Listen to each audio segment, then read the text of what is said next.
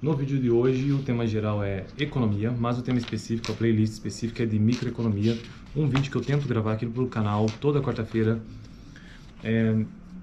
dos textos deste livro, Microeconomia, Princípios Básicos do Varian.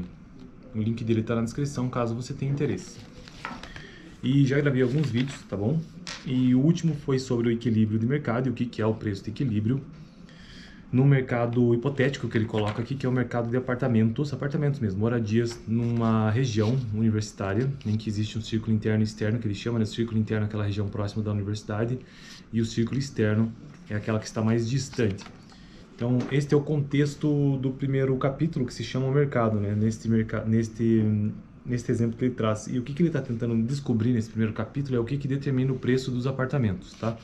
Aí ele utiliza esse exemplo para explicar, para aproveitar e já explicar no livro dele princípios como o que é o princípio da otimização, o que é o princípio do equilíbrio, o que é curva de demanda, o que é curva de oferta e o que é o equilíbrio de mercado. Tudo isso eu já gravei aqui no canal, de dar uma olhada na playlist completa de microeconomia para acompanhar esta progressão, este conteúdo que estou construindo por aqui. E hoje eu quero tratar sobre a estática comparativa. Como é um texto longo, eu vou tentar dividir esse vídeo em dois, tá bom? Já que eu faço a leitura dele e tento interagir um pouco sobre isso, né? Ver se eu mesmo consigo entender. Afinal de contas, por mais que eu seja economista, microeconomia é um tema extremamente difícil e a maioria tem muita dificuldade de aprender sobre. Então eu preciso também reler e tentar entender um pouco melhor.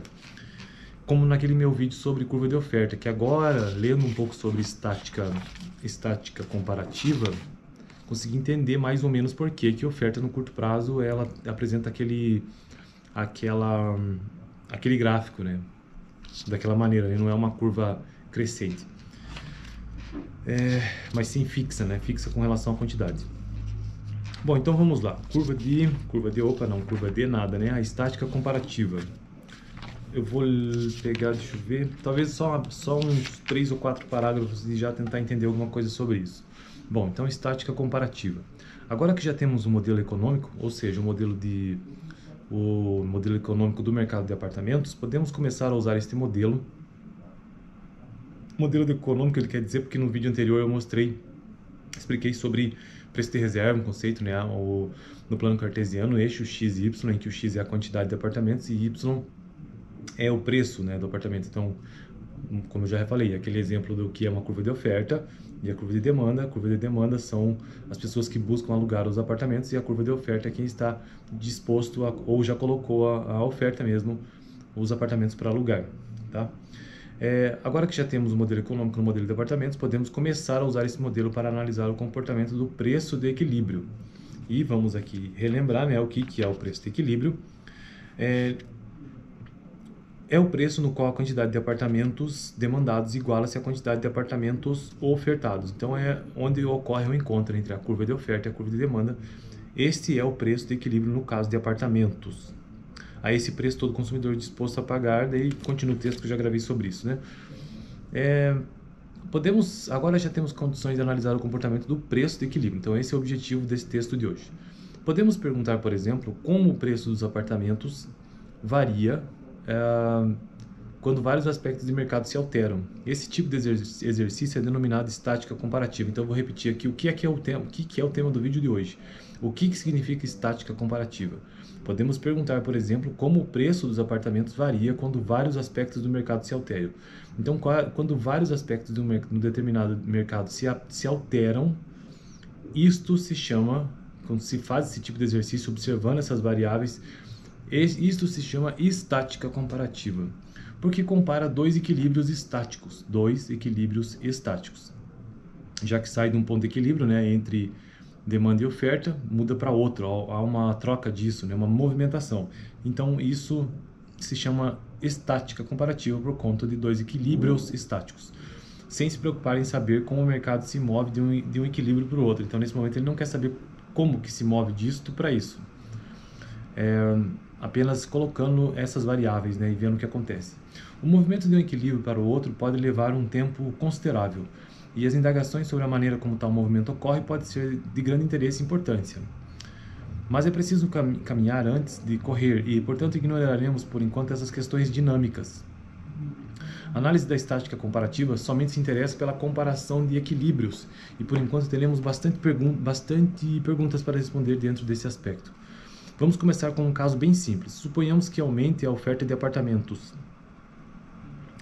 É fácil verificar nesse diagrama que o preço de equilíbrio cairá. Da mesma forma, se a oferta de apartamentos diminuir, o preço de equilíbrio aumentará.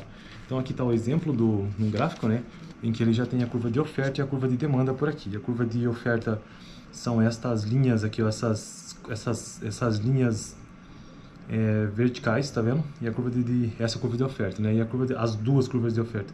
E a curva de demanda, esta curva decrescente aqui no gráfico, como eu disse, no eixo cartesiano, né? Então veja o que acontece com o preço, né? Na situação que ele coloca, uma curva de oferta se desloca e o preço cai. O preço é este eixo aqui, o eixo Y. Mas é preciso caminhar, tá? Vamos começar, suponhamos que aumente a oferta de apartamentos. Então, tem mais oferta de apartamentos no mercado, tem mais apartamentos para serem alugados. Então, uma nova oferta, maior quantidade de apartamentos. É fácil verificar esse diagrama que o preço do equilíbrio cairá. Se tem mais apartamentos, então tem mais produto disponível, logo o preço cairá. Da mesma forma, se a oferta de apartamentos diminuir, o preço de equilíbrio aumentará. Isso é uma constatação que ele faz. Vejamos um exemplo agora mais complicado e mais interessante. Suponhamos que uma empresa decida vender vários dos apartamentos. Então essas empresas elas têm apartamentos para alugar, mas ela decide vender. O que aconteceria com o preço de aluguel dos apartamentos restantes, aqueles que são para alugar? O que aconteceria com eles? Vamos ver. Provavelmente a primeira coisa que se pensará é que o preço irá aumentar, uma vez que houve redução da oferta, né? Porque a gente pensa assim, bom, agora tem menos apartamento no mercado para alugar, então haverá o aumento do preço, já que a redução de oferta diminuiu. Mas isso não é necessariamente correto, diz o autor. A verdade é que diminuir a oferta de apartamentos. Repetindo aqui, a verdade é que diminuiu a oferta de apartamentos para alugar. Beleza, isso aconteceu mesmo. Mas a demanda por apartamentos também se reduziu porque algumas das pessoas que antes eram locatárias decidiram-se agora pela compra dos apartamentos. É natural supor que os compradores sejam aqueles que já moravam no círculo interior, ou seja, o círculo interior, como eu falei, né, aqueles que moram mais próximo da universidade. Aquelas pessoas dispostas a pagar mais que P pelos aluguel de um apartamento. Suponhamos, por exemplo, que os demandantes com os 10 preços de reserva mais altos, preço de reserva é o quanto uma pessoa está disposta a pagar, é o preço, né, por algum bem ou serviço, resolvam comprar os apartamentos em vez de alugá-los. Ou seja, porque quanto mais próximo da universidade, a tendência é com preço maior, né? Então a nova curva de demanda será exatamente igual à anterior, mas com 10 demandantes a menos em cada preço. Como agora também há 10 apartamentos menos para alugar, o novo preço de equilíbrio será exatamente o preço de equilíbrio anterior. E exatamente as mesmas pessoas acabarão por morar nos apartamentos do círculo interno. Tanto a curva de demanda como a de oferta deslocam-se para a esquerda em 10 apartamentos e o preço de equilíbrio permanece inalterado. Então na verdade, o deslocamento de ambas, né, nesse caso aqui desse exemplo que ele está dando.